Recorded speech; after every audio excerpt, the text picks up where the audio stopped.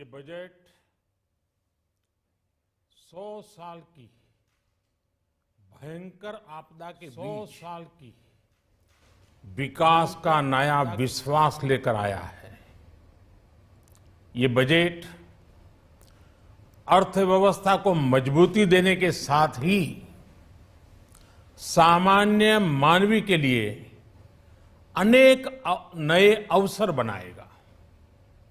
ये बजट मोर infrastructure, more investment, मोर growth और more jobs की नई संभावनाओं से भरा हुआ है। और एक नया क्षेत्र और खुला है और वो है ग्रीन जॉब्स का। ये बजट तत्कालीन आवश्यकताओं का भी समाधान करता है और देश के युवाओं के उज्जवल भविष्य को भी सुनिश्चित करता है। ये पिछले कुछ घंटों से देख रहा हूं जिस प्रकार से इस बजट का हर क्षेत्र में स्वागत हुआ है। सामान्य मानवी की जो सकारात्मक प्रतिक्रिया आई है उसने जनता जनार्दन की सेवा का हमारा उत्साह अनेक गुना बढ़ा दिया है। जीवन के हर क्षेत्र में आधुनिकता आए, टेक्नोलॉजी आए, जैसे किसान ड्रोन हो, वंदे भारत ट्रेन हो, डिजिटल करेंसी हो, बैंकिंग के क्षेत्र में डिजिटल यूनिट्स हो, 5G सर्विसेज का रोल आउट हो, नेशनल हेल्थ के लिए डिजिटल इकोसिस्टम हो। इनका लाभ हमारे युवा, हमारे मध्यम वर्ग, गरीब, दलित, पिछड़े, ये सभी वर्गों को मिलेगा। इस बजट का एक महत्वपूर्ण पहलू है गरीब का कल्याण। हर गरीब के पास पक्का घर हो, नल से जल आता हो, उसके पास शौचालय हो, गैस की सुविधा हो, इन सभी पर विशेष ध्यान दिया गया है। इसके साथ ही आधुनिक इंटरनेट कनेक्टिविटी पर भी उतना ही जोर है। जो भारत के पहाड़ी क्षेत्र हैं, हिमालय का पूरा पट्टा, जहां जीवन आसान बने, वहां से पलायन ना हो, इसे ध्यान में रखते हुए भी नई घोषणा की गई है। हिमाचल, उत्तराखंड, जम्मू कश्मीर, नॉर्थ ईस्ट ऐसे क्षेत्रों के लिए पहली बार देश में पर्वतमाला योजना शुरू की जा रही है। ये योजना पहाड़ों पर ट्रांसपोर्टेशन और कनेक्टिविटी की आधुनिक व्यवस्था का निर्माण करेगी और इससे हमारे देश के जो सीमावर्ती गांव है, बॉर्डर के गांव है, जिसका वाइब्रेंट होना जरूरी है, जो देश की सिक्योरिटी के लिए भी आवश्यकता है, उसको भी बहुत बड़ी ताकत मिलेगी।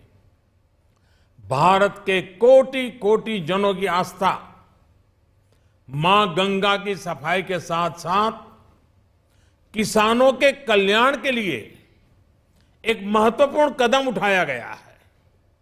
उत्तराखंड, उत्तर प्रदेश, झारखंड, बिहार, पश्चिम बंगाल, इन राज्यों में गंगा किनारे नेचुरल फार्मिंग को प्रोत्साहन दिया जाएगा। इससे मां गंगा की सफाई का जो अभियान है उसमें मां गंगा को केमिकल मुक्त करने में भी बहुत बड़ी मदद मिलेगी। बजट के प्रावधान यह सुनिश्चित करने वाले हैं कि कृषि लाभप्रद हो, इसमें नए अवसर हो, नए एग्रीकल्चर स्टार्टअप्स को प्रोत्साहन देने के लिए विशेष फंड हो या फिर फूड प्रोसेसिंग उद्योग के लिए नया पैकेज। इससे किसानों की आय बढ़ाने में बहुत मदद मिलेगी। एमएसपी खरीद के माध्यम से किसानों के खाते में 2.25 करोड़ रुपए से भी ज्यादा सीधे ट्रांसफर किए जा रहे हैं। कोरोना काल में एमएसएमई यानी हमारे छोटे उद्योगों की मदद और उनकी सुरक्षा के लिए देश ने लगातार अनेक निर्णय लिए थे, अनेक प्रकार की मदद पहुंचाई थी। इस बजट में क्रेडिट गारंटी में रिकॉर्ड वृद्धि के साथ ही कई नई योजनाओं का ऐलान किया गया है।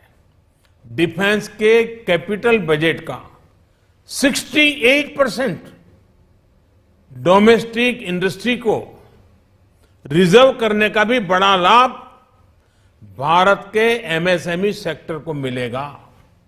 ये आत्मनिर्भरता की तरफ बहुत बड़ा मजबूत कदम है। 7.5 लाख करोड़ रुपए के पब्लिक इन्वेस्टमेंट से अर्थव्यवस्था को नई गति के साथ ही छोटे और अन्य उद्योगों के लिए नए अवसर भी बनेंगे। मैं वित्त मंत्री निर्मला जी और उनकी पूरी टीम को इस पीपल फ्रेंडली और प्रोग्रेसिव बजट के लिए बहुत बहुत बधाई देता हूं। कल भारतीय जनता पार्टी ने मुझे सुबह 11 बजे बजट और आत्मनिर्भर भारत विषय पर बात करने के लिए निमंत्रित किया है। कल 11 बजे मैं बजट के इस विषय पर विस्तार से बात करूंगा। आज इतना काफी है। बहुत बहुत धन्यवाद।